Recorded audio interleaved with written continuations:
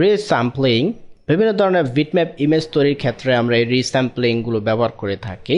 ফটোশপের ভিতরে এই রিস্যাম্পলিংটি বেশ কয়েক উপায়ে করা যেতে পারে। রিস্যাম্পলিং মূলত আমাদের যে ইমেজ সাইজটি রয়েছে তাকে বৃদ্ধি করার জন্য এর কোয়ালিটিটিকে ঠিক রেখে ব্যবহার করা হয়ে থাকে। রিস্যাম্পলিং আমাদের অতীব গুরুত্বপূর্ণ একটি বিষয়। যখন এর সাইজের অতিরিক্ত সাইজ তৈরি করে তা প্রিন্ট বা আউটপুটের জন্য ব্যবহার করব। এখানে রিস্যাম্পলিংয়ের জন্য যে বিষয়গুলো আমাদের মনে রাখতে হবে তা হচ্ছে এর ডকুমেন্ট সাইজ বৃদ্ধি করে আমরা এর রিস্যাম্পলিং করতে পারি বেশ কয়েকটি উপায়ে। তা কিভাবে করা যেতে পারে লক্ষ্য করুন। এখানে ইমেজ থেকে ইমেজ সাইজ এবং পিক্সেল ডাইমেনশনগুলোকে বৃদ্ধি করার সাথে সাথে এর রিস্যাম্পলিংগুলো হবে। নিচে রয়েছে রিস্যাম্পলিং ইমেজ। বেশ কয়েক উপায়ে রিস্যাম্পলিং এর কাজ হতে পারে। এখানে nearest neighbour preserve and edges ব্যবহার করলে এর এনলার্জমেন্ট রিস্যাম্পলিংগুলো খুব ভালোভাবে দেখা যাবে। ব্লিনিয়ার এতে ব্যবহার করলে আমাদের যে মিডিয়াম লেভেলের ইমেজগুলো রয়েছে সেগুলোর রেজাল্ট মোটামুটি ভালো পাওয়া যায়। বিকুবিক বেস্ট ফর স্মুথ গ্রেডিয়েন্ট। বিকুবিক আমাদের বড় ধরনের ইমেজগুলোকে অর্থাৎ বিশেষ করে গ্রেডিয়েন্ট জাতীয় ইমেজগুলোকে বৃদ্ধি করার জন্য ব্যবহার করা হয়ে থাকে এবং এর স্মুথ রেজাল্ট পাওয়া যাবে।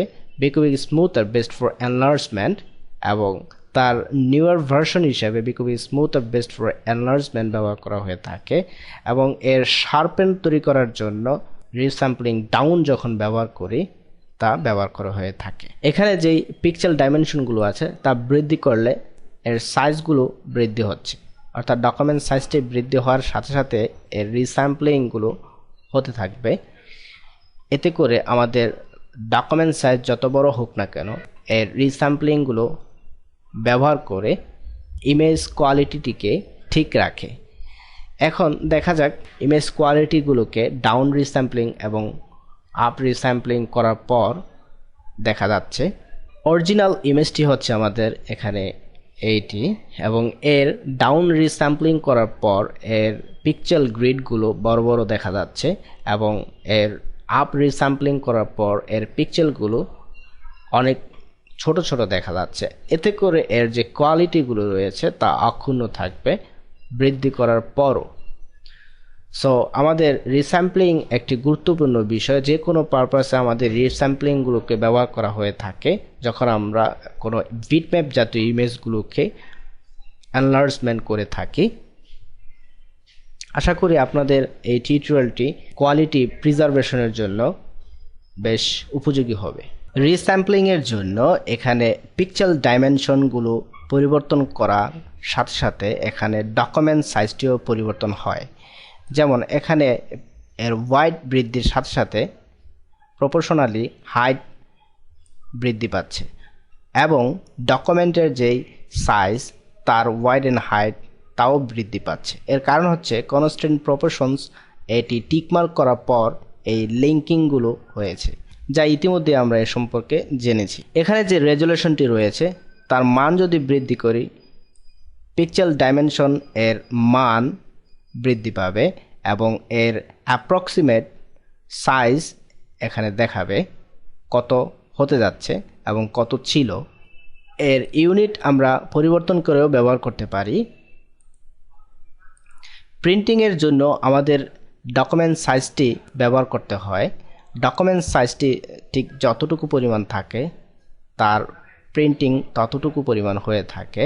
এর রেজুলেশন বৃদ্ধি করে যদি ডকুমেন্ট সাইজ কমিয়ে রেজুলেশন বৃদ্ধি করে ব্যবহার করি সেক্ষেত্রে এই ইমেজটির কোয়ালিটি হাই হবে এবং এর ডকুমেন্ট সাইজটি ছোট হবে।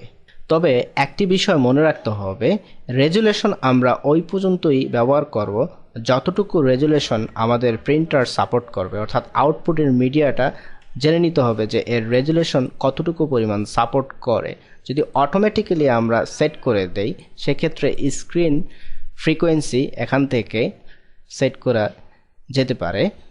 বেস্ট ব্যবহার করলে এর স্ক্রিন লাইনগুলো খুব নিখুঁত হবে প্রিন্টিংয়ের জন্য এবং ড্রাফট কোয়ালিটিও ব্যবহার করা যেতে পারে।